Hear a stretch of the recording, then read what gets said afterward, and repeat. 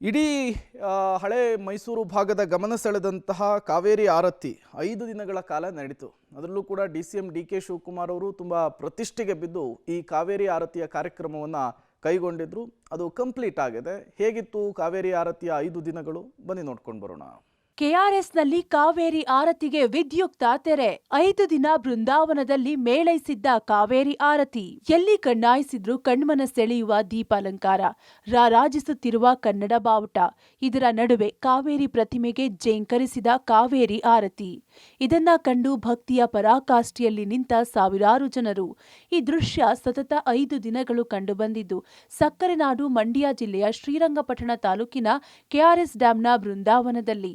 ಹೌದು, ಕಳೆದ 5 ದಿನಗಳು ಅಕ್ಷರಶಃ ಕೆಆರ್ಎಸ್ ಡ್ಯಾಂನ ಬೃಂದಾವನ ಕಾವೇರಿ ಆರತಿಯಿಂದ ಮೇಳೈಸಿತ್ತು. ಹಳೆ ಮೈಸೂರು ಭಾಗದ ಜನರಿಗೆ ನೀರುಣಿಸುವ ಕಾವೇರಿ ಮಾತೆಗೆ ನಮನ ಸಲ್ಲಿಸಲು DCM DK ಶಿವಕುಮಾರ್ ಕಾವೇರಿ ಆರತಿ ನೆರವೇರಿಸಬೇಕೆಂಬ ಕನಸು ಕಂಡಿದ್ರು. ಅದರಂತೆ ಕೆಆರ್ಎಸ್ ಡ್ಯಾಂನ ಬೃಂದಾವನವನ್ನ ಸಾಂಕೇತಿಕವಾಗಿ ಕಳೆದ 5 ದಿನಗಳ ಕಾಲ ಕಾವೇರಿ ಆರತಿ ಕಾಲ ಜರುಗಿತು. ಈ ಆರತಿಗೆ ಕಳೆದ ಶುಕ್ರವಾರ DCM DK ಶಿವಕುಮಾರ್ ಗೋಧೂಳಿ ಸಮಯದಲ್ಲಿ ಚಾಲನೆ ನೀಡುವ ಮೂಲಕ ಹೊಸ ಮುನ್ನುಡಿ ಬರೆದರು. ಬಳಿಕ 5 ದಿನಗಳ ಕಾಲ ಬೃಂದಾವನದಲ್ಲಿ ನಡೆದಿದ್ದು ಅಕ್ಷರಶಃ ಕಾವೇರಿ ಮಾತೆಗೆ ನಮನ ಸಲ್ಲಿಸುವ ಕಾವೇರಿ ಆರತಿ. 5 ದಿನಗಳಲ್ಲೂ ಮೊದಲಿಗೆ ಧಾರ್ಮಿಕ ದತ್ತಿ ಇಲಾಖೆಯ ದೇವಸ್ಥಾನಗಳ ಅರ್ಚಕರ ತಂಡ ವಾತಾಪಿ ಗಣಪತಿ ಭಜೆ ಮಂಗಳ ವಾದ್ಯದಿಂದ ಕಾವೇರಿ ಆರತಿಯನ್ನ ಪ್ರಾರಂಭಿಸಿದ್ರು.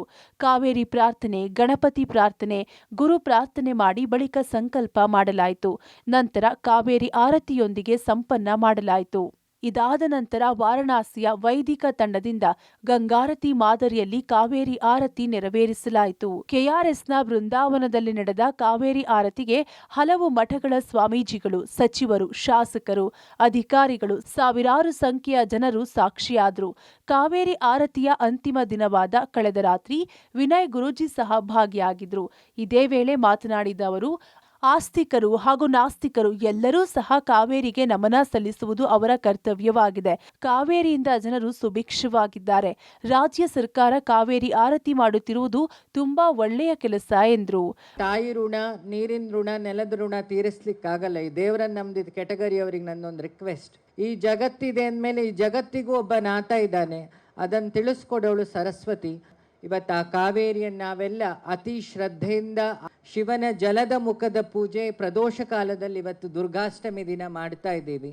ದೇಶದ ದುರ್ಗತಿ ಹೋಗಲಿ, ಎಲ್ಲರಿಗೂ ಮಂಡ್ಯದವರಿಗೆ ಸುಭಿಕ್ಷೆ ಬರಲಿ, ಇಡೀ ಜಗತ್ತಿಗೆ ಸುಭಿಕ್ಷೆ ಬರಲಿ. ನದಿಗಳನ್ನು ಆರಾಧನೆ ಮಾಡೋದು ಮೂಢನಂಬಿಕೆ ಅಲ್ಲ, ಅದು ನಮ್ಮ ಕರ್ತವ್ಯ.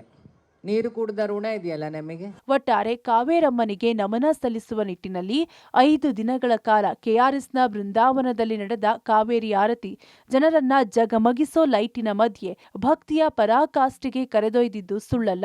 ಈ ಆಚರಣೆ ಹೀಗೆ ಮುಂದುವರಿಯಲಿ ಎಂದು ಜನರು ಆಶಿಸುತ್ತಿದ್ದಾರೆ. Rohit Devarahalli, public TV, Mandya.